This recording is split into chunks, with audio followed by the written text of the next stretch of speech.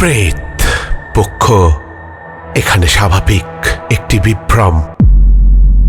সকলকে স্বাগত জানাচ্ছি প্রেতপক্ষের 189 নম্বর এপিসোডে। আশা করি তোমরা সকলে সুস্থ আছো, ভালো আছো। আর আজকে শনিবার রাত 10টা বেজে গেছে। তোমরা সকলে হেডফোন কানে লাগিয়ে প্রস্তুত হয়ে গেছো ভয় পাওয়ার জন্যে। আজকের এপিসোডে থাকবে একটাই ঘটনা, কেননা এই ঘটনার সাথে অন্য কোনো ঘটনা যদি শোনাই তাহলে এই ঘটনার যে রেশ সেটা হয়তো কেটে যেতে পারে। ঘটনা পাঠিয়েছে নন্দিনী দে। নন্দিনী এর আগে প্রচুর ঘটনা পাঠিয়েছে, আমি হয়তো গুণে বলতে পারবো না। হয়তো এটা নন্দিনীর পাঠানো 14 নম্বর ঘটনা যদ্দূর আমার মনে পড়ছে।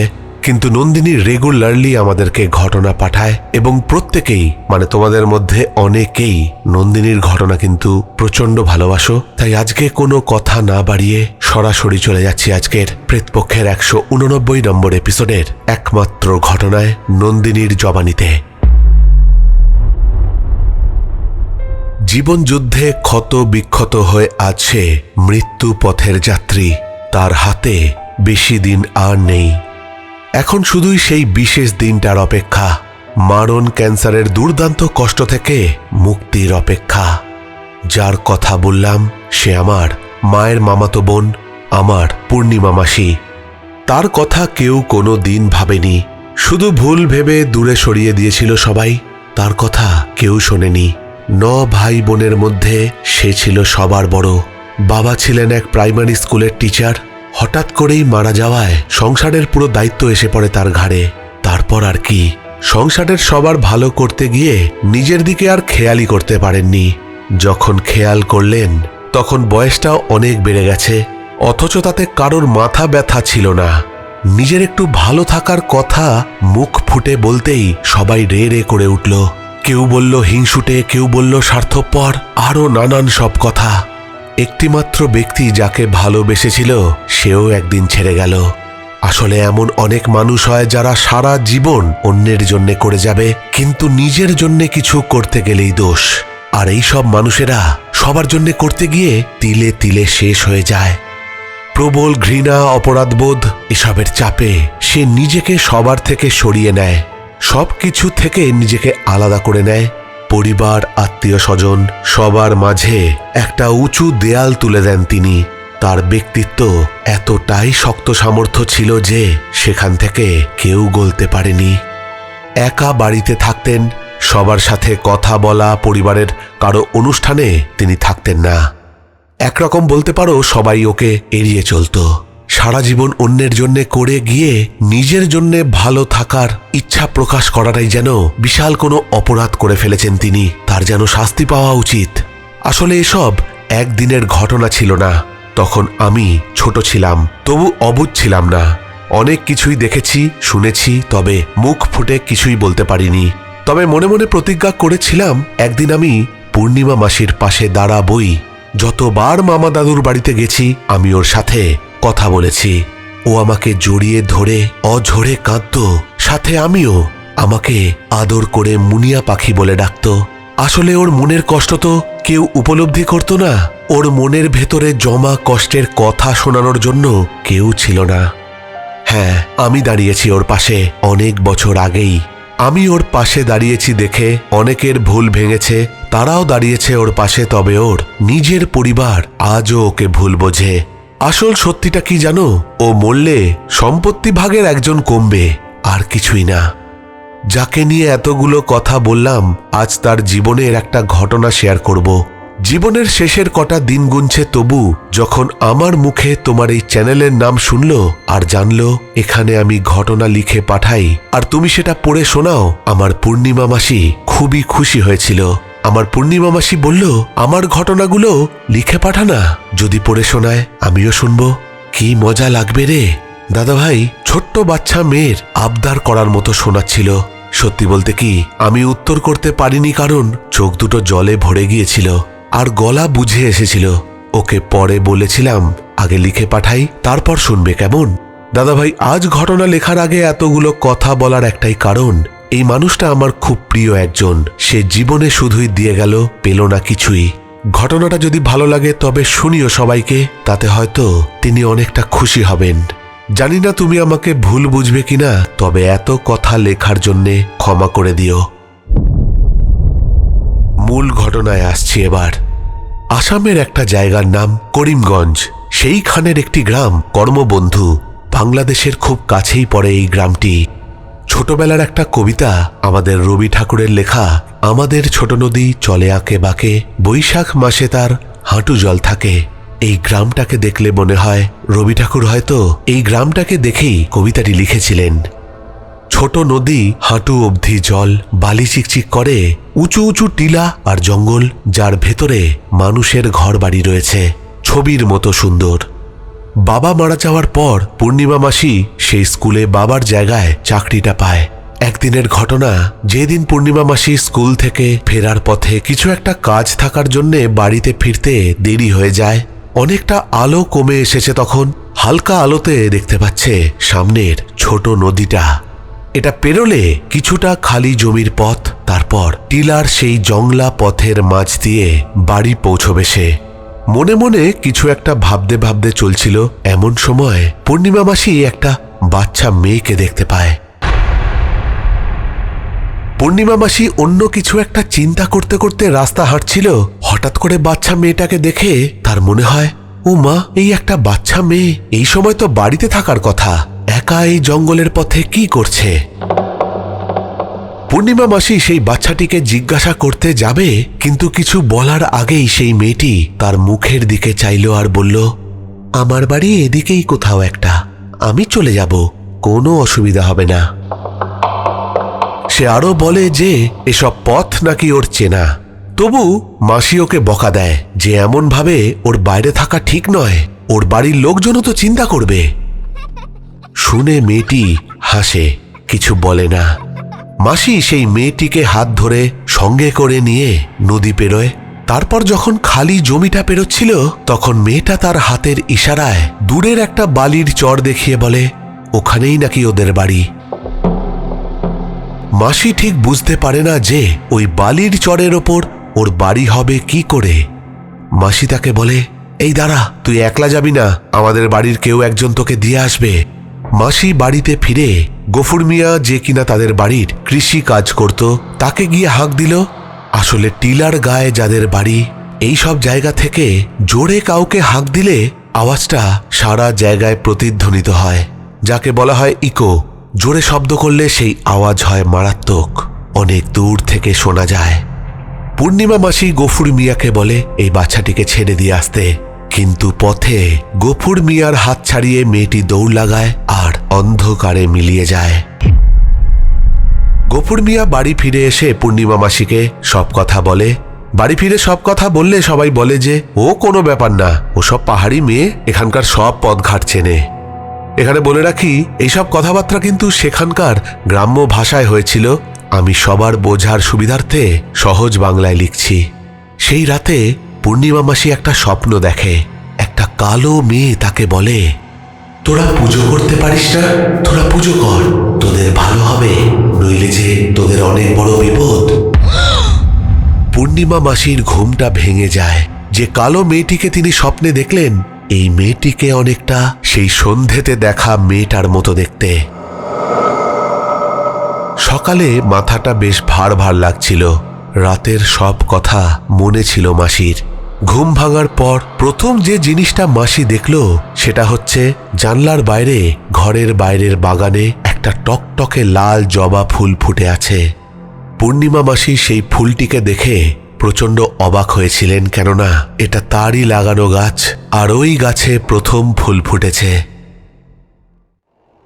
এরপর পূর্ণিমা মাসি স্কুলে যান। সারাদিন একই ভাবনা, সেই স্বপ্ন, সেই মেয়েটি, কিছুতেই যেন মন নেই। কে সেই মেয়ে, কার মেয়ে, কোথায় বাড়ি, আমায় কেন এমন বলল, এমন অনেক চিন্তাই তার মাথায় ঘুরছে।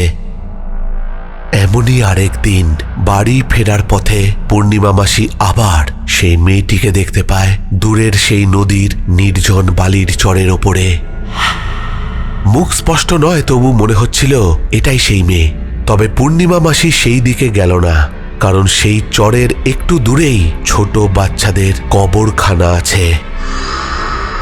সন্ধে নামার পর ভয় সেদিকে কেউ বিশেষ যায় না। ছোট বাচ্চা মারা গেলে বা আঁতুর ঘরে বাচ্চা মরলে সেই সব বাচ্চাদের ওই চরে কবর দেওয়া হয়। বেশ ভয় পেয়ে পূর্ণিমা মাসি জোরে হাঁটা দিল বাড়ির দিকে।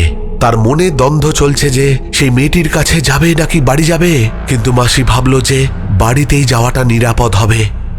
কিছুক্ষণ হাঁটার পর তার মনে হতে লাগলো তার পেছন পেছন কেউ হেঁটে আসছে আর তার খুব কাছে চলে এসেছে।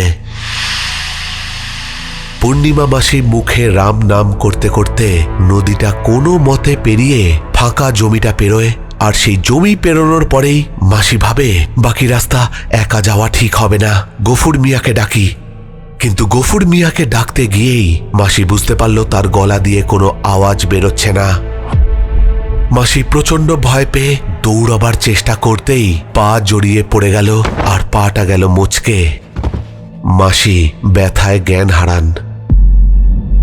যখন চোখ খুলল তখন দেখল ও বাড়িতেই শুয়ে আছে। কিভাবে এলো বাড়িতে জানতে চাইলে বাড়ির লোক জানালো একটা বাচ্চা মেয়ে গফুর মিয়ার নাম ধরে ডাকছিল, এখানে একজন পড়ে গেছে, অজ্ঞান হয়ে গেছে, এই বলে চিৎকার করছিল। আমরা সবাই ছুটে যাই। সেই জায়গার পাশেই থাকা কয়েকজন কুমোর আমাদের আগেই সেই জায়গায় ছুটে যায়।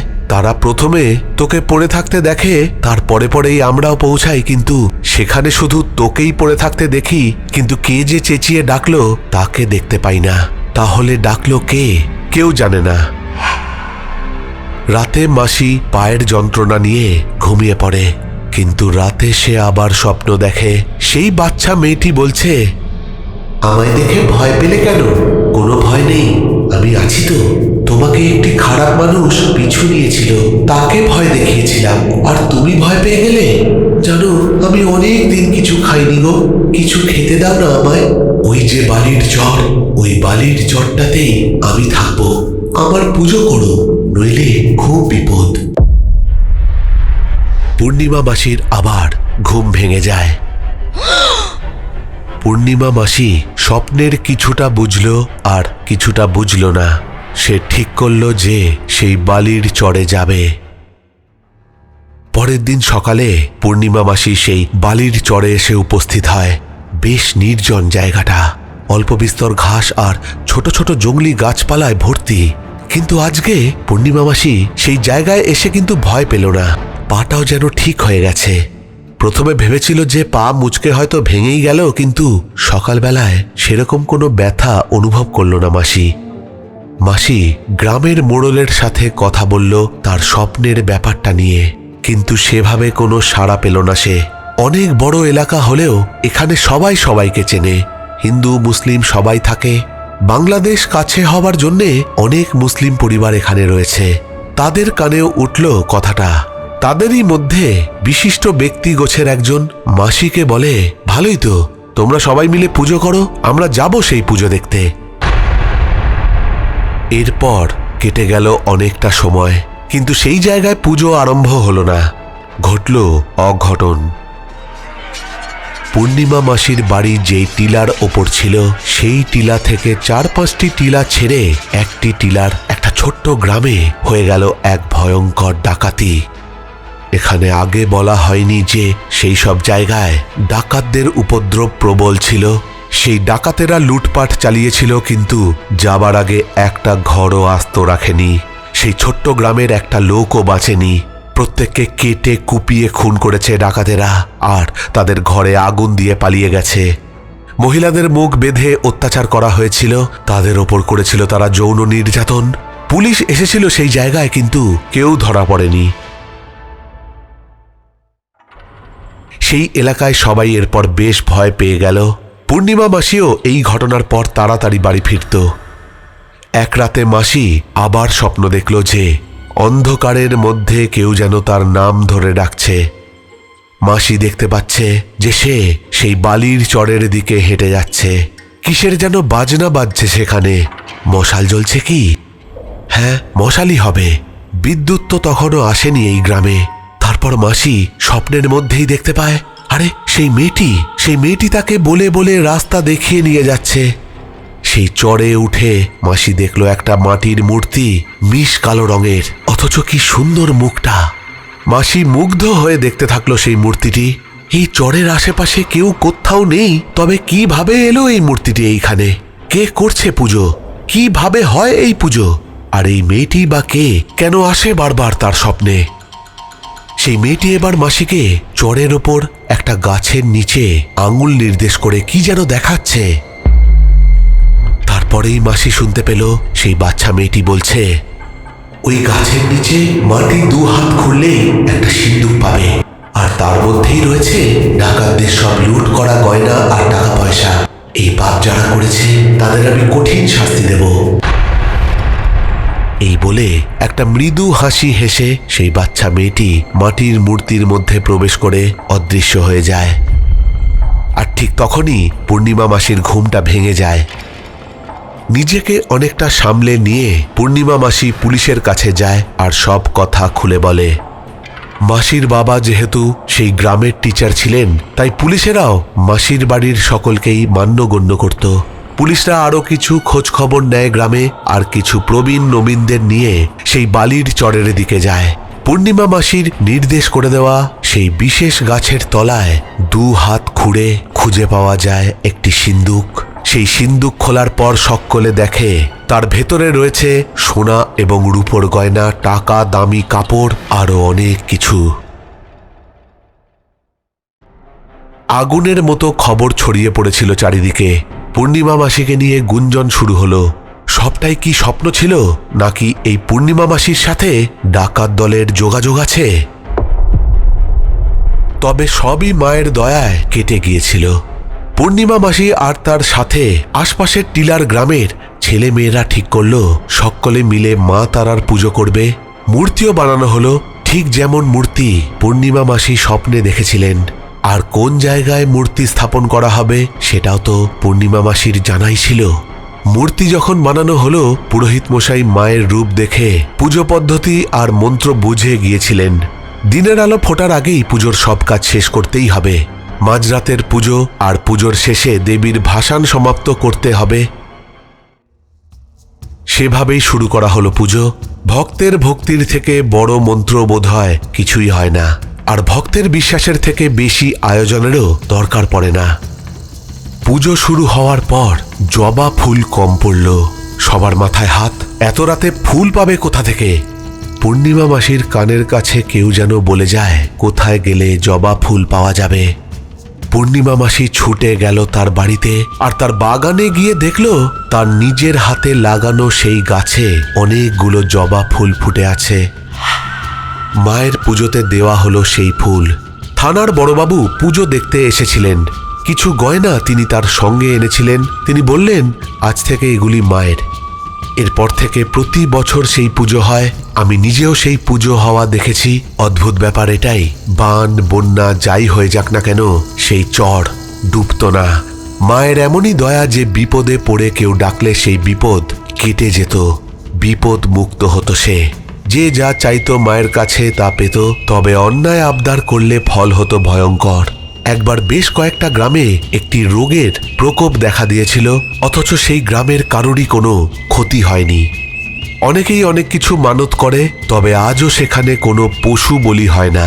কালের নিয়মে সেই সব এলাকা এখন অনেক উন্নত, তবু সেই চরে এখনো পুজো হয় মায়ের। তবে মন্দিরে মায়ের মূর্তি রাখার নিয়ম নেই। আছে বেদি, লাল রক্তবস্ত্র। প্রতি বছর সেই মূর্তি ওই বিশেষ একটা রাতের পুজোর জন্য বানাতে হয়, সাজাতেও হয়, আর ভোরের আগে বিসর্জন দিতে হয়। মাকে দেখতে তাই দূর দূর থেকে লোক আসেন। তবে মাঝরাতে অনেকেই দেখেছে একটি 8-9 বছরের মেয়ে সেই এলাকায় এখনো ঘুরে বেড়ায়, কিন্তু সে কে কেউ জানে না। সেই ডাকাত দলের করুণ পরিণতি হয়েছিল। তাদের গলা কাটা দেহ পাওয়া গেছিল টিলার এদিক ওদিকে। তাদের মৃতদেহের চোখ দেখে বোঝা গিয়েছিল তাদের মৃত্যু হয়েছিল অতি প্রাকৃতিক কিছু দেখে। সেই গ্রামে এরকম বহুবার হয়েছে যে কোনো গরিব বাবা মা মেয়ের বিয়ে দিতে পারছেন না, সেই মন্দিরের পুরোহিত মশাই স্বপ্নাদেশ পান তাদের মায়ের নিজের গায়ের অলংকার যেন দিয়ে দেওয়া হয়। প্রতি বছর মায়ের কাছে গয়না বস্ত্র যা একত্র হয়, আজও সেই মন্দিরের পুরোহিতের কাছে স্বপ্নাদেশ আসে যেন সেই গয়না দিয়ে কোনো মেয়ের বিয়ে দেওয়া হয়, কারোর রোগ নিবারণ করা হয়, বা আরো অনেক কিছু। আর এটা যে সত্যিই করা হয় আমি নিজের চোখে দেখেছি। অদ্ভুত ব্যাপার হচ্ছে এটাই, এত আধুনিক যুগেও মা আছেন আমাদের মধ্যে, আমাদের বিশ্বাসে, আমাদের ভক্তিতে, আমাদের অন্তরে। প্রেত পক্ষ এখানে স্বাভাবিক একটি বিভ্রম। তো এই ছিল ঘটনা, আশা করি তোমাদের ভালো লেগেছে। নন্দিনী একটা অদ্ভুত ঘটনা কিন্তু আমাদেরকে পাঠিয়েছে। এরকম ঘটনা কিন্তু হয়তো আমরা আগে এই চ্যানেলে শুনিনি। ঘটনার মধ্যে ভয় যে বিশাল রয়েছে সেরকম কিন্তু নয়, কিন্তু একটা অদ্ভুত ঘটনা। আমার খুবই ভালো লেগেছে, কিন্তু শুধু আমার ভালো লাগলে তো হবে না, তোমাদের কিরকম লাগলো অবশ্যই কমেন্ট করে জানাবে। যারা নতুন আমাদের ঘটনা শুনছো, আমাদের চ্যানেলটাকে সাবস্ক্রাইব করে নিও যদি তোমাদের ঘটনা ভালো লাগে। আর যারা পুরনো শ্রোতা তাদেরকে তো কিছু বলারই নেই, তোমরা এতটা ভালোবাসা, এতটা সাপোর্ট দেখিয়েছো এই চ্যানেলের প্রতি, তাই জন্যই আজকে এই চ্যানেল ছোট ছোট পায়ে গুটি গুটি হেঁটে আস্তে আস্তে বড় হচ্ছে। তোমরা একটু শেয়ার করে দিও আরো বেশি করে তোমাদের বন্ধু বান্ধব আত্মীয় স্বজনদের মধ্যে, যাতে কিনা তাদের মধ্যেও যদি ঘটনা কারোর ভালো লাগে আমাদের পরিবারে তারা জয়েন করে এবং আমাদের পরিবার আরো বড় হয়ে উঠুক। চলে যাচ্ছি আজকের শাউট আউট পর্বে। লোপা মিনি ব্লগস লিখেছে, দারুণ ঘটনা দাদা, বৃষ্টির রাত, বাইরে বৃষ্টি পড়ছে আর ঘরে চাদর গায়ে দিয়ে প্রেতপক্ষ শোনার মজাই আলাদা।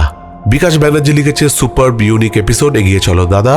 বাবাই দাস লিখেছে, খুব সুন্দর হয়েছে ঘটনাগুলো, একা থাকি একা শুনি, এখন লোডশেডিং, তার মধ্যে ঝড় বৃষ্টির রাত, এর অনুভূতি আলাদা, এগিয়ে যাক আমাদের প্রেতপক্ষ পরিবার। মায়া সরকার লিখেছে, হাই, চলে এলাম ঘটনা শুনতে, তোমার ঘটনা অলওয়েজ ফ্যান্টাস্টিক। নন্দিনী দে লিখেছে, দুটো ঘটনাই এক্সেলেন্ট লাগলো, আজ ইন্দোরে রয়েছি, সেখান থেকেই শুনছি। সুমন বিশ্বাস লিখেছে, খুব সুন্দর হয়েছে, আমার সাউন্ড এফেক্টগুলো খুব ভালো লাগে, পায়রা ডাঙ্গা নদিয়া থেকে। পার্থ নন্দী লিখেছে, দাদা খুব ভালো লাগলো, জয়পুর রাজস্থান থেকে শুনছি। হুমায়রা হুসেন লিখেছে, দাদা first one to wait. Rajen Roy লিখেছে, লাভ ফ্রম আসাম, রাজদা লাভ ইউ। সুরজ ধানুকি লিখেছে, দাদা তোমার ঘটনাগুলো সত্যি অন্যরকম, আমি প্রথম থেকে শুনছি, আমার খুব খুব ভালো লাগে, কিন্তু দাদা তুমি এখন আমাকে একদম ভুলে গেছো, একবার আমার নামটা নিও, খুব ভালো লাগে। সত্যি কথা বলতে আমার পুরনো যারা শ্রোতা রয়েছে না, আমি কাউকেই ভুলি না এবং আমি প্রত্যেককেই কমেন্ট করি, প্রত্যেকেই রিপ্লাই ব্যাক করি। তবে এত কমেন্ট পড়তে গেলে তো অনেক সময় চলে যায়, তাই ঘুরিয়ে ফিরিয়ে আমি সবার কমেন্টই পড়ি। তাই কোনো সপ্তাহে যদি কারোর কমেন্ট না পড়ি তারা কিন্তু রাগ করো না। টিঙ্কু দাস লিখেছে, আমি শ্রীরামপুর থেকে শুনছি। ভাস্কর মণ্ডল লিখেছে, আমার কমেন্ট আর পড়ো না দাদা, আমাকে ভুলেই গেছো, আমি তোমার সব ঘটনা শুনি। আমি দীপ্তি, আচ্ছা হ্যাঁ দীপ্তিকে মনে আছে। প্রেতপক্ষ চ্যানেলের সব বন্ধুকে ভালোবাসা, আমাদের চ্যানেল আরো বড় হোক। দীপ্তিকেও একই কথাই বলবো যে আমি কাউকেই ভুলিনি, সবাইকেই মনে রয়েছে আমার। সুতবা নাগ লিখেছে, মুন্নি আক্তারকে আমার তরফ থেকে সেলাম, এত সুন্দর ভয়ঙ্কর দুটো ঘটনা পাঠাবার জন্যে। তবে আমার প্রথম ঘটনাটা শুনে আজ একটু ভয় লাগলো, তোমার কণ্ঠে যে কোনো ঘটনাই জীবন্ত হয়ে ওঠে, এত সুন্দর ভয়েস যে হেডফোন এর দরকার পড়ে না। এগিয়ে যাও, আমরা ছিলাম আছি থাকবো প্রেতপক্ষ তোমার পাশে। সুবর্ণ চক্রবর্তী লিখেছে, ফার্স্ট ঘটনাটা ফাটাফাটি, তোমার ভয়েসটা ঘটনাকে আরো সুন্দর করে তুলেছে, ভালো থেকো তুমি দাদা। তমজিৎ পাল একটা খুব মজার কমেন্ট করেছে, দাদা গল্পটা তো শুনে নিলাম, কিন্তু রাতে এবার ঘুমাবো কি করে, মানে তমজিৎ খুব ভয় পেয়েছে ঘটনাটা শুনে। নবনীতা কর্মকার লিখেছে, দাদা গামছা বাবার ঘটনা আরো শুনতে চাই। এখানে বলে রাখি যে গামছা বাবার ঘটনা কিন্তু অলরেডি চলে এসেছে, খুব শিগগিরই একটা কোনো স্পেশাল এপিসোডে ঘটনাটা আসবে। সৌজাত্য ঘোষ লিখেছে, তোমার ভয়েসে মনে হয় চোখের সামনে দেখছি, ভালো লাগে, আর একদিন বললে ভালো হয়। মোহাম্মদ ফয়জাল লিখেছে, আমি বাংলাদেশের চট্টগ্রামের কোত্তে আলী খানায় তোমার ফয়জাল আহমেদ দাদা। সবকটা কমেন্টের শেষে একটা কমেন্ট পড়ছি, এটা খুবই দুঃখজনক আমাদের কাছে। আমাদের অনেক দিনের পুরনো একজন শ্রোতা গীতা গোস্বামী একদম প্রথম দিন থেকে হয়তো আমাদের ঘটনা শুনছেন, কেননা ওনাকে আমার মনে আছে প্রত্যেকটা এপিসোডে উনি কমেন্ট করেন।